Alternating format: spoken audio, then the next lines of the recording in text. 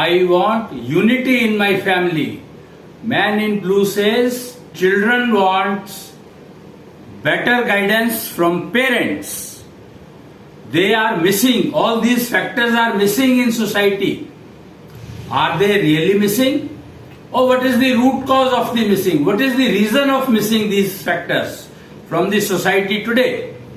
So I am going to talk about it a little on these topics. Mainly I will consider what? Children wants better relationship with parents in respect of getting guidance. The main problem we are facing today is a gap, so-called generation gap. So much of it that children and parents, they are nowhere connected. Nowhere there is a connection. Even the connection between husband and wife is missing. Even the neighborhood is not getting developed. You can see around. Nationhood building, it is taking so much of efforts, but still results are coming very, very slow. Past 6-7 years you can see the nation building activity is going on, but so many hurdles. So if your familyhood is not picking up, if your couplehood is not picking up, if your couplehood is not improving, if your familyhood is not improving, if the generation gap is not getting eliminated, not reducing, then how do you expect to build nation? And how do you expect to make Vasudhaiv Kutumbakam, one family, entire earth, entire human race is one family? That means the concept of the family itself is missing. Concept itself is missing. Concept of husband and wife is missing. Concept of marriage is missing. Or is it missing or it is infected? Now we have to understand that the concept is missing or it is getting infected, diseased. For this, I would like to point out an example in Ramayana Kal. Then I will talk about Mahabharata Kal. Today I will talk about Ramayana Kal. Dashrath, father of Shri Ram, he married 3 females. 3 पत्नियां थी उनकी, 3 बीवियां थी उनकी. तो उसका result क्या रहा और वो 3 बीवियां क्यों हुई? उनकी 3 पत्नियां क्यों थी? क्या दशरथ को 3 पत्नियों की जरूरत थी? तो ये समझने वाली बात है, क्योंकि उसकी वजह से आज कंफ्यूजन बहुत फैला हुआ है. पिछले 400-500 साल से, 1000 साल से बहुत ज्यादा फैला हुआ है. तो दशरथ की पत्नी, पहली पत्नी कौशल्या, और दशरथ की पहली पत्नी कौशल्या थी, और कौशल्या को बेबी नहीं हो रहा था. She was not able to get pregnant. Reason कुछ भी हो सकता है, आई डोंट नो. रीजन कुछ भी हो सकता है. And Kaushalya wanted a baby. So she requested Kekai that you have to help me out. Mind the words. Kaushalya said, you have to help me out. She said, how can I help? She said, I want, Kaushalya said, I want baby. And Dashrath was not ready to marry. Mind here, Dashrath means what? Do you know Dashrath means what? Dashrath. Dash means 10. तो वो 10 रथों पर सवार होकर के युद्ध कर सकता था. In one go.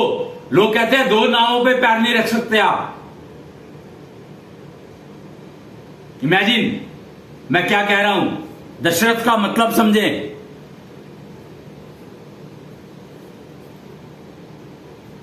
और Dasharath was not ready to marry again, Kaushalya को छोड़ करके। तो उन्होंने क्या किया, एक टेक्नोलॉजी है, गंधर्व विवाह कहते हैं उसको। गंधर्व विवाह का मतलब नहीं पता किसी को। गंधर्व विवाह सिर्फ कन्याओं में होता है, फीमेल्स में। तो कौशल्या ने कैकेयी से विवाह किया। अब कौशल्या दशरथ की पत्नी है तो कैकेयी अपने आप बन गई। अब किस्मत का खेल देखिए, दशरथ की किस्मत में पुत्र था या बच्चे थे या नहीं थे। कैकेयी से भी कोई बच्चा नहीं हुआ। तो एक और ट्रायल किया गया, तीसरी पत्नी लाई गई इसी तरीके से, और फिर भी कोई बच्चा नहीं हुआ। क्यों? क्योंकि दशरथ की किस्मत में शायद बेबी नहीं था। यहां पर यह समझने वाली बात है कि किस्मत किसकी किस्मत में बेबी नहीं था, और किस्मत बदली जा सकती है। ये दोनों चीजें बहुत अच्छे से समझाई गई हैं रामायण में। तो ऋषि की बात की थी मैंने, एक्चुअली ये टेक्नोलॉजीज और ये मेरे को बताना जरूरी हो गया क्योंकि मैंने ऋषियों को डिफाइन किया था। ऋषि वो एक्सपर्ट जो देवता बनने के रास्ते पर चल रहे हैं, बने नहीं है, चल रहे हैं उस रास्ते पर। देवता एक्सपेरिमेंट नहीं करते। फर्क क्या है ऋषि और देवता में? ऋषि और देवता में फर्क यह है कि देवता एक्सपेरिमेंट नहीं करते हैं और प्रोसीजर उनके डिफाइन किए हुए हैं। ऋषि उन प्रोसीजर्स को फॉलो करके एक्सपेरिमेंट करते हैं। रावण ज्ञानी था पर वो ऋषि नहीं था। क्यों? वो देवता बनने के रास्ते पर चला था। ठीक है, गलतियां हुई उससे तो वो कुछ नहीं बन पाया। वो देवता बनने के रास्ते पर चला था, ऋषि बनने के रास्ते पर चला ही नहीं वो।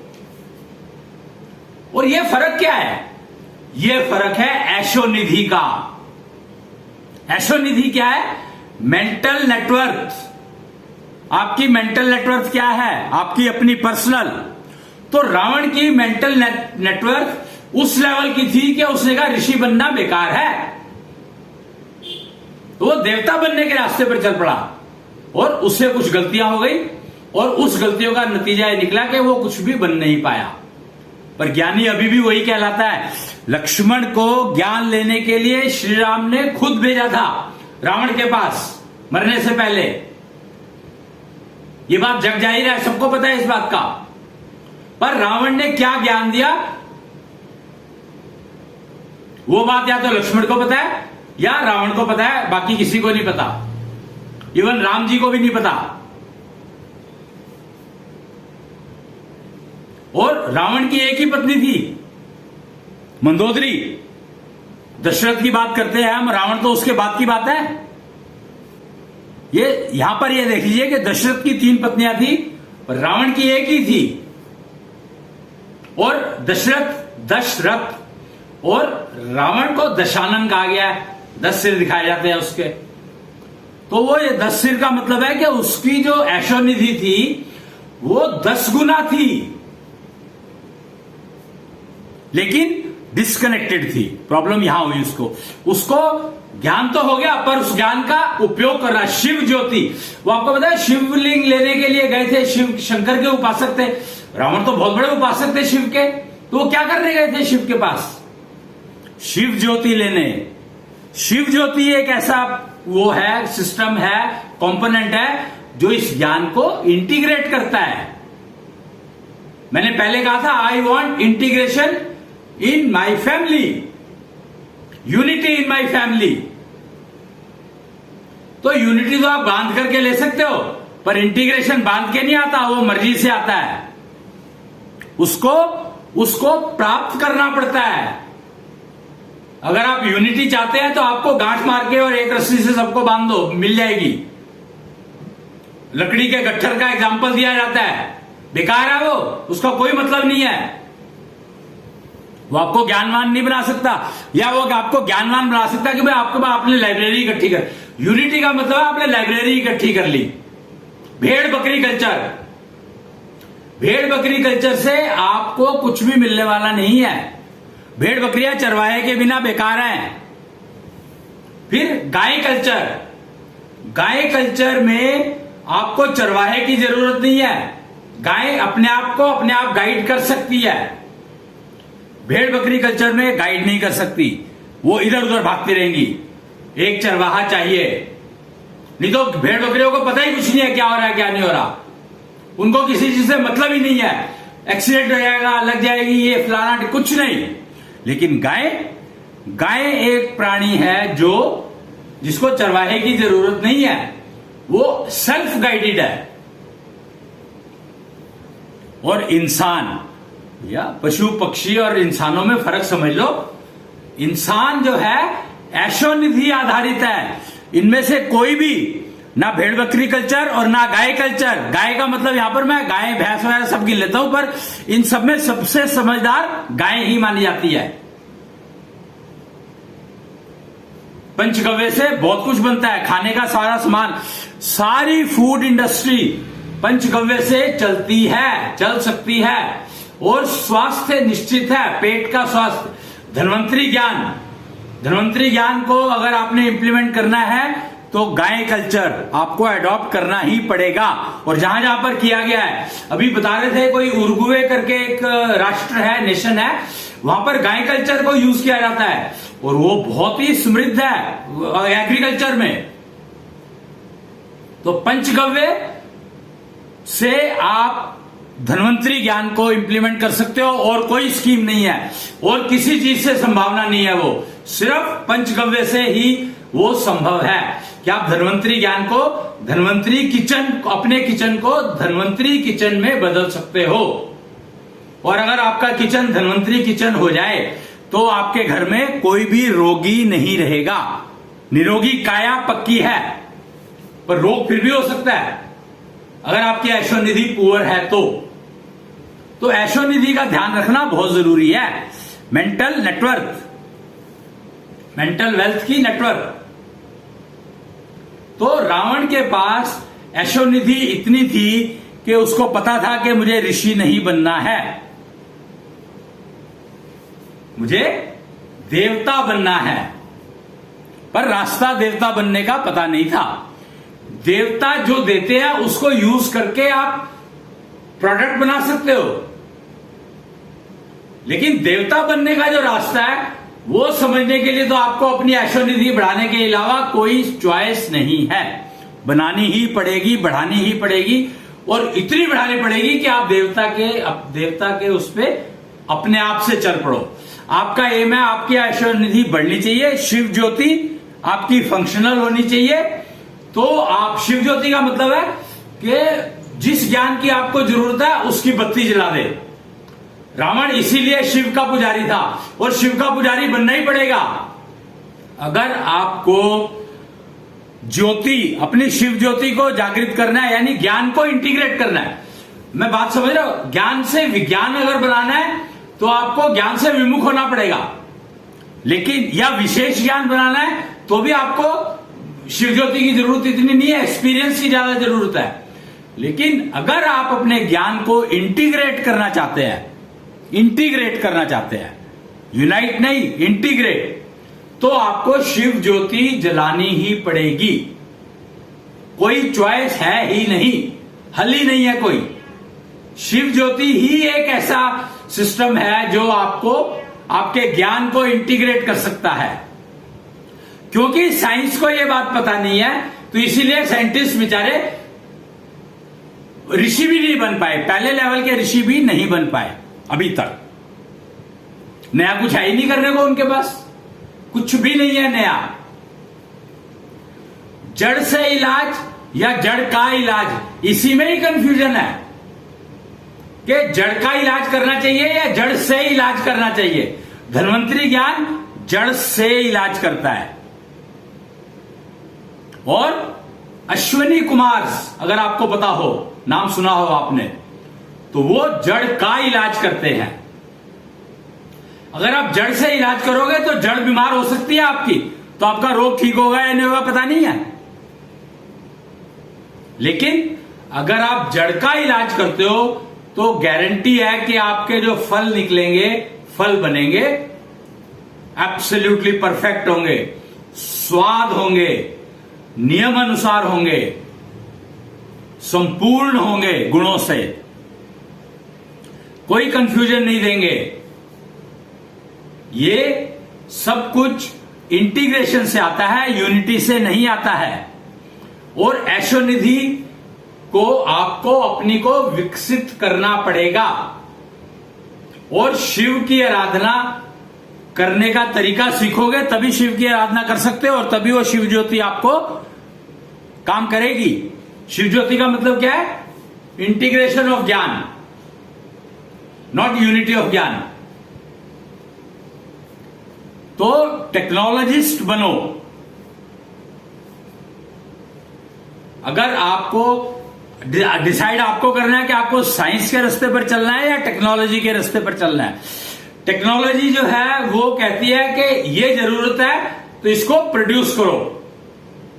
वो कहते हैं science is a mother of invention. No, technology is the need. Technology is invented when there is a need, otherwise it's not. Technology is always made to fulfill the need. And I started with Dashrath. बच्चा नहीं होता था उसको, तो there that rishi had that technology and he embedded that technology into a mango. अब लोग कहते हैं कि अरे माम खाया था उन्होंने तो बच्चे कैसे हो गए? ऐसा नहीं होगा, जरूर वो उसके साथ सोए होंगे। कैरेक्टर का वो करने का कोई नहीं। टेक्नोलॉजी है, एम्बेड कर दी। अरे आज आपने सुना नहीं, हैदराबाद में एक वो मछली देता है जिसके अंदर वो दवाई देता है तो अस्थमा का इलाज होता है उससे। वो क्या है? वो यही मैंगो वाली टेक्नोलॉजी का ही तो एक्सटेंशन है। तो उन ऋषि ने वो प्रोडक्ट तैयार किया और उसको मैंगो में एम्बेड किया और वो खाने को दिया दशरथ की पत्नियों को, जिसके कारण वो गर्भवती हुई। मतलब जिसके कारण वो गर्भ धारण कर सकी। अब गर्भवती नहीं हुई, यहां पर यह भी एक स्टेटमेंट है, मैंने अभी कहा जैसे गर्भवती हुई, ये चल रहा है मार्केट में, पर उसके कारण वो गर्भ धारण करने लायक हो गई। और तीनों ने फिर बच्चे दिए, क्योंकि वो आम तीनों ने खाया था, तीनों को खिलाया था दशरथ ने। दशरथ वो कौशल्या को ही अपनी पत्नी मानता था, तो दशरथ ने वो कौशल्या को दिया और कौशल्या ने बांट करके खाया, क्योंकि कौशल्या उनको लेकर आई थी अपने साथ, बाकी दो को। तो हमने ये समझा कि भैया टेक्नोलॉजी, ऐशोनिधि, अगर आपको फैमिली इंटीग्रेशन चाहिए तो आपके पास एक ही रास्ता है, अपनी ऐशोनिधि को बढ़ाओ, अपनी ऐशोनिधि, और उसको इन्वेस्ट करना सीखो। 3 फैक्टर्स होते हैं ऐशोनिधि में, वेल्थ में। ऐशोनिधि वेल्थ को बढ़ाने के लिए 3 फैक्टर है। एक तो बिल्टअप यानी इंक्रीज करना है उसको, एक मेंटेन रखना है उसको, और तीसरा we have to invest according to the need. ये नहीं कि एक ही बात, एक काम करने के लिए हमने सारी ऐशोनिधि लगा दी, हम खाली हो गए। ये वेल्थ है, तो ये खाली हो जाते हो। ये बात भी समझने वाली बात है कि ज्ञान जो है खाली हो जाता है। भैया ज्ञान खाली हो जाता है अगर उसको इंटीग्रेट नहीं किया आपने तो। अगर आपने ज्ञान को इंटीग्रेट नहीं किया तो वो ज्ञान आपका खाली हो जाएगा, आप ज्ञानहीन हो जाओगे। रावण के साथ यही हुआ था, उसकी शिव ज्योति नहीं जल पाई थी। जब वो गया था रावण शंकर के पास वो लेने के लिए, शिव ज्योति का सिस्टम लेने के लिए, तो शंकर को देना तो पड़ा था, दिया तो था उन्होंने, पर उसको वो ले जा नहीं पाया। वो उसको लंका में स्थापित करना चाहता था। वो ले जा नहीं पाया उसको। देवघर वो जगह है जहां पर वो स्थापित हुआ। झारखंड में एक जगह है देवघर, पहले वो बिहार में आती थी, पर जब से झारखंड हुआ है तो वहां आ गई है। तो बहुत सारी चीजें समझनी पड़ेंगी, क्योंकि उसको एक्टिवेट करना है तो उसके लिए और जहां जहां पर भी बहुत सारे वो लगे होंगे, शिवलिंग लगे होंगे, उन सबको जागृत करना पड़ेगा। जागृत करने का तरीका तो शायद मिल जाएगा आपको कहीं ना कहीं, पर क्या उसको वो कौन कौन से शिवलिंग जागृत कर रहे हैं ये पता करना पड़ेगा, खोजना पड़ेगा। उसके लिए आपको कुछ लोगों के वो करनी पड़ेगी। वो उम्र उनकी पता नहीं कितनी है, वो मरने वाले ना हो, उनको ढूंढना पड़ेगा आपको। बनारस में मिलेंगे आपको ऐसे लोग, उज्जैन में मिलेंगे आपको ऐसे लोग, और तो मुझे पता नहीं कहां मिलेंगे, क्योंकि मुझे ज्यादा जानकारी है नहीं इन चीजों के बारे में। मुझे तो सिस्टम का समझ में आया। ऐशो निधि की बात करते थे हम, फैमिली इंटीग्रेशन का सवाल आया तो ये चीजें बताने की जरूरत आई। और आज जो है फैमिली इंटीग्रेशन, एंड एक बात मैंने कही थी कि I want family integration, I want integration in my family, I want improved relations with my wife, my spouse I would say। तो स्पाउस में wife is 9 times stronger Ashonidhi she has 9 times more Ashonidhi than husband, but husband can use it better. It is usable by the person who is responsible for her virginity break. That is why Shri Ram ji had established that एक पत्नी विवाह। श्री राम जी को पता था इस बात का, विष्णु के अवतार थे वो, तो उनको इस बात का ज्ञान था कि एक पत्नी होनी चाहिए। एक पत्नी होने का अर्थ क्या है, मतलब क्या है, वो समझाया उन्होंने। कौशल्या के समय में, दशरथ के समय में बच्चा चाहिए था कौशल्या को। दशरथ ने कभी नहीं कहा, कभी शिकायत नहीं करी इस बात की, लेकिन कौशल्या को बच्चा चाहिए था। और श्री राम ने कहा कि अगर एक पत्नी से ज्यादा आप रखते हो तो आपको जो भी ड्रॉबैक्स होते हैं, जो भी वो मिलते हैं, क्योंकि उनकी देखिए एक रूल, जब नेचुरल लॉ ऑफ नेचर है कि एशोनिधि of a female girl is 9 times higher than the एशोनिधि of a male child. So if you have two, then either they will fight, और if they work together then you don't exist. It's more than enough. 9 times already one had and 9 times other had, both get multiplied, how much you get? How will male be able to handle? No chance. Absolutely no chance. So, try to understand, it is not a male driven society, it is not a female driven society. Today it is not today I would say, since how many years?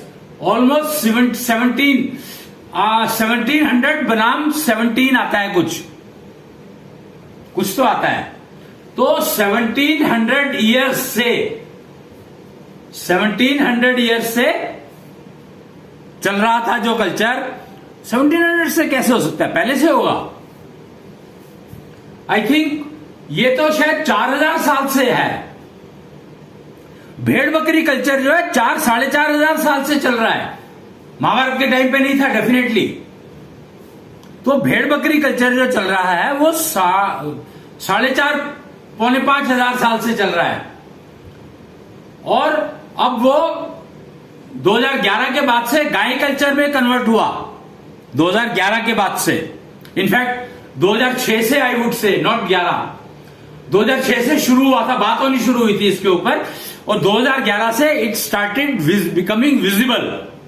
गोपैथी करके एक system शुरू हुआ था किसान धाम हिसार से, गोपैथी, मुझे याद है वो 2009 या 2008 में शुरू हुआ था शायद। 2006 में एक सिस्टम शुरू हुआ था श्वासपैथी, उसके बाद गोपैथी आई थी। पंचगव्य से निर्माण, औषधि निर्माण, औषध निर्माण, पहली डिस्पेंसरी वहीं पर मैंने सुनी थी, किसान धाम हिसार, हरियाणा। और हरियाणा के लिए तो कहा ही जाता है घी दूध का खाना, जाओ चाहिए तो जाओ हरियाणा। तो फिर गाय कल्चर शुरू हुआ 2006 से ना, गोपैथी आई थी तो हाँ 2006 से बातचीत शुरू हो गई थी इसके ऊपर। 2006 फरवरी का महीना था शायद जब पहली बार बात हुई इसके ऊपर। कहा, हिसार में गुरु doctor vice chancellor Jambheshwar university थे, उनसे जब टेक्निकल डिस्कशन हो रहे थे तो उसके अंदर ये बात निकल कर आई थी। और 2006 में तो उद्घाटन हुआ था श्वासपैथी का, टेक्नोलॉजी का। और गोपैथी का उद्घाटन कब हुआ मुझे पता नहीं है, बट ये शुरुआत हो चुकी थी, उसके ऊपर काम करना शुरू कर दिया था। वो वैद्य जी थे, उनका नाम मुझे याद नहीं है, बलराज जी थे प्रधान उस समय में। 2006 की बात कर रहा हूं मैं, कितने साल हो गए। खैर, तो फिर गाय कल्चर शुरू हुआ, यानी सेल्फ गाइडेड फीमेल्स। वो इसीलिए क्योंकि गाय ने बताया कि फीमेल के पास 9 टाइम्स हायर एशोनिधि होती है मेल के मुकाबले में। कैसे? बैल। अब मेल गाय के उसमें चलते हैं तो बैल की बात करते हैं या बुल। बैल और बुल, बैल मतलब वो क्या कहते हैं उसको अंग्रेजी में, पता नहीं मेरे को। एक बैल होता है और एक ऑक्स होता है, सांड कहते हैं उसको। एक मूवी भी आई थी सांड की आंख, बुलजाई।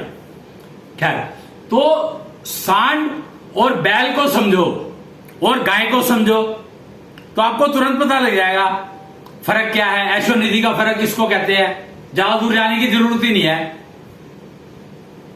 और अगर समझ में आता हो तो फिर ये समझो कि एक पत्नी का कारण क्या था कि एक पुरुष की एक एशोनिधि और 9 टाइम्स उस कन्या की एशोनिधि, दोनों मिलकर दोनों का जब योग होगा तो निर्माण होगा सृष्टि का वसुधैव कुटुंबकम का।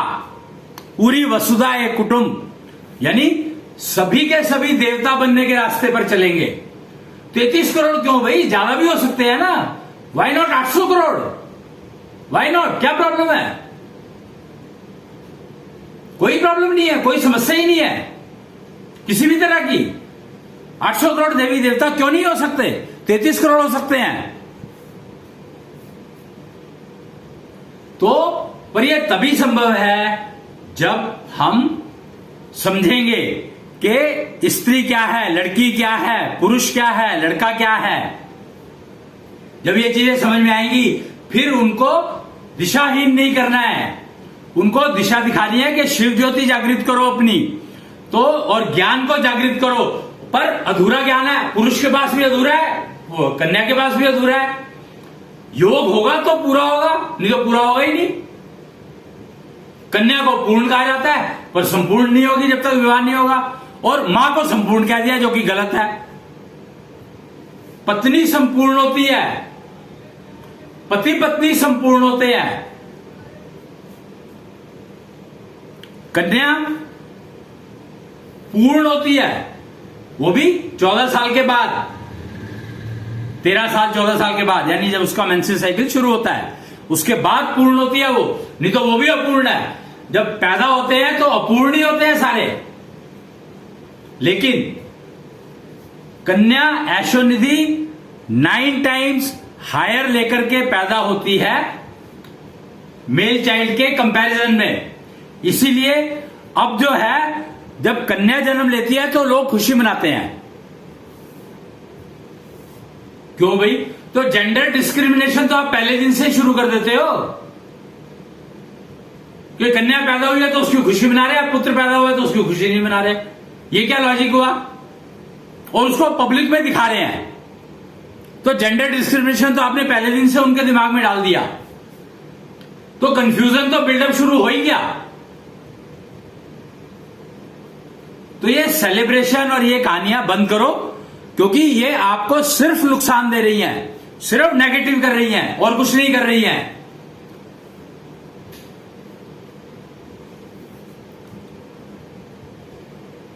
अपनी ऐशो निधि को बढ़ाओ, अपनी ऐशो निधि को इंप्रूव करो, उसको इन्वेस्ट करना सीखो, उसको मेंटेन रखना सीखो।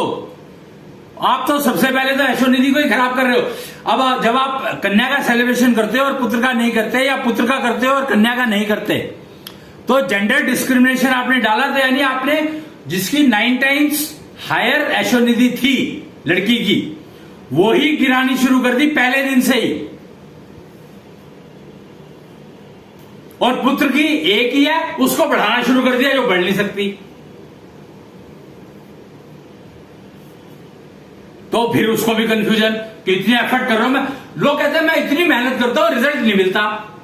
ये कैसे मिलेगा रिजल्ट? तुम मेहनत कर, मेहनत करने के लिए दिशा तो देखो कि किस दिशा में मेहनत करनी है आपको। मेहनत करे जा रहे हो और दिशा पता नहीं है, तो दिशा ऐशो निधि के बिना नहीं आ सकती है। शिव ज्योति नहीं जागृत होगी तो आपकी बेकार है वो मेहनत करना, कूड़ा है, कबाड़ है। आप नेगेटिव मेहनत करोगे।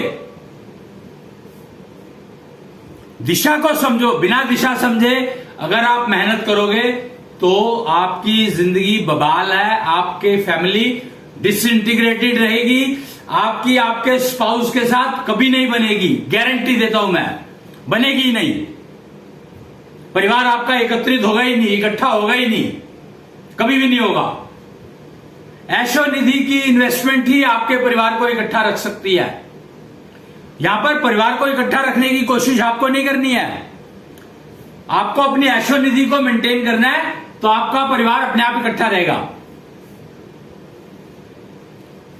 Law of nature cannot be change, you can challenge it, keep challenging it, who cares. So law of nature has to be adopted, has to be followed, has to be understood. There is no other choice.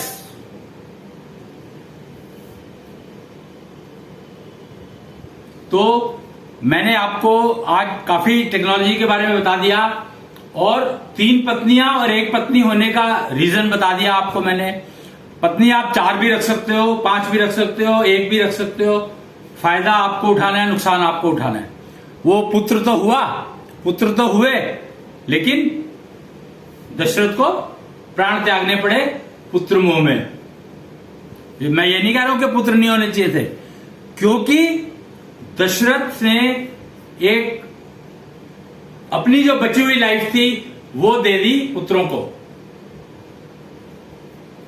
ये सब technologies हैं, possible है। मैं अपनी life चाहूं तो अपने पुत्र को दे सकता हूं, पर वो प्रोसीजर मुझे पता होना चाहिए, उसको मैं फॉलो करूं और अडॉप्ट करूं और उसको दे दूं। आप परीक्षित को देख लो ना, परीक्षित को किसकी उम्र दी गई थी? परीक्षित को राजा हरिश्चंद्र की बची हुई उम्र दी गई थी, पर परीक्षित उसको कितना हैंडल कर पाए ये मुझे नहीं पता, ये मैं नहीं जानता। और राजा हरिश्चंद्र क्योंकि बहुत पहले के थे तो उनको कलयुग के बारे में नहीं पता था, और परीक्षित को कलयुग की पहचान नहीं थी, इसलिए उसने वो मुकुट पहन लिया जिसके ऊपर कलयुग का वास था। कृष्ण ने तो कभी सोना नहीं पहना, क्यों? वो मुकुट में धारण करते थे तो क्या करते थे? मोर का पंख। परीक्षित ने एग्जाम्पल दे दिया कि भी मैंने, उन्होंने ज्ञान के गले में सांप डाल दिया। मतलब इमेजिन कलयुग का इफेक्ट क्या होता है कि उन्होंने ज्ञान के गले में सांप डाल दिया, और परिणाम तो आपको पता ही है।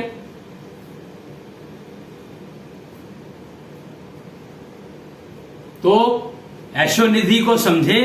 फैमिली इंटीग्रेशन की बात से शुरू की थी मैंने, और फैमिली के बारे में थोड़ा थोड़ा ये बताया मैंने, एग्जाम्पल लेकर के, पुराने एग्जाम्पल्स जो अवेलेबल हैं उनको लेकर के, और उनको समझे, डिस्कस करें, इसको चर्चा में लाएं, डिबेट करें, ये ठीक है, गलत है, क्या नहीं है।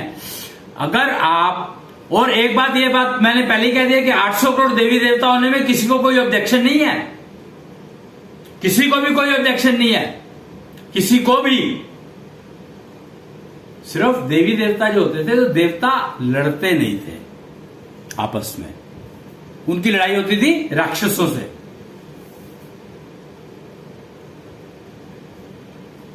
तो ये बात समझें।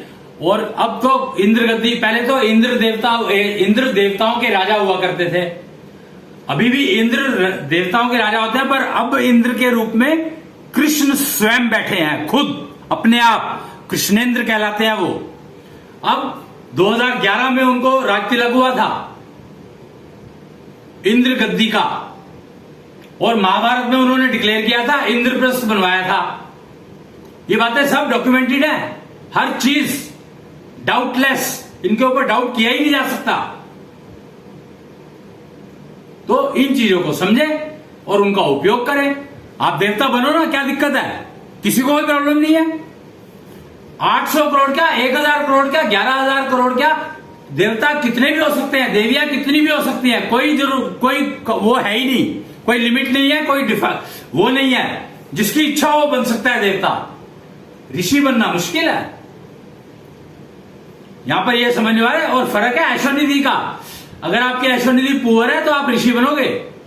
अगर आपका ऐश्वर्निधि और शिव ज्योति अगर आपकी ठीक से जागृत है, तभी आप देवता बन पाओगे।